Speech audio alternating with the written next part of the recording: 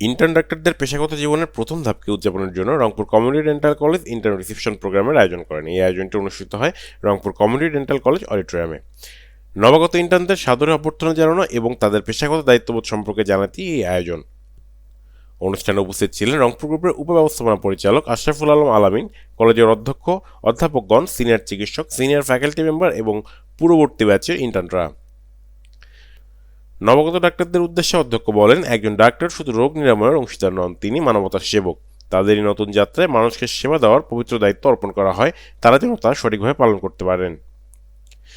নবাগত ইন্টার্নরা তাদের আনন্দ ও কৃতজ্ঞতা প্রকাশ করেন। তারা বলেন, এই সংবর্ধনা আমাদের জন্য অনুপ্রেরণার অংশ হয়ে থাকবে। আমরা প্রায় ৫ বছর আমাদের এই জার্নিটা ছিল, মানে সবাই খুশি যে আমরা সবাই একসাথে ডাক্তার হতে পেরেছি। আমরা চাই যে আমাদের টিচারদের অনুপ্রেরণায় আমরা আসলে এতদূর পর্যন্ত এসেছি। আমাদের শিক্ষকদের আসলে আমাদের প্রতি যে আন্তরিকতা এবং তাদের যে সহযোগিতা, সেটা আমাদের আসলে অনুপ্রেরণা জুগিয়েছে পাস করার জন্য। আমি বলবো যে রংপুর ইন্টার কলেজ থেকে আমরা অনেক কিছু শিখেছি। আমাদের ভবিষ্যৎ প্রজন্ম যারা আছে তাদের জন্য বলবো যে তারা অনেক কিছু শিখবে।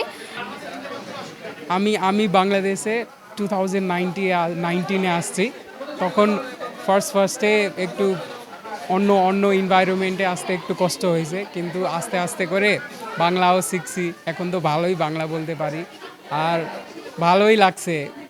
মাঝখানে পরীক্ষা এইসব নিয়ে অনেক টেনশন হয়েছে, কিন্তু এখন ইন্টার্ন শুরু হয়েছে, এখন ভালো লাগতেছে। It's been 6 years here in Bangladesh and it feels like a home.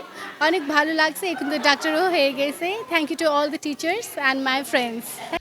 শিক্ষার্থীদের মধ্যে পেশাগত আত্মবিশ্বাস বৃদ্ধি করে স্বাস্থ্যসেবা খাতে তাদের ভূমিকা আরও বাড়াতেই রংপুর কমিউনিটি ডেন্টাল কলেজের এই উদ্যোগ। Desk news, RCTV.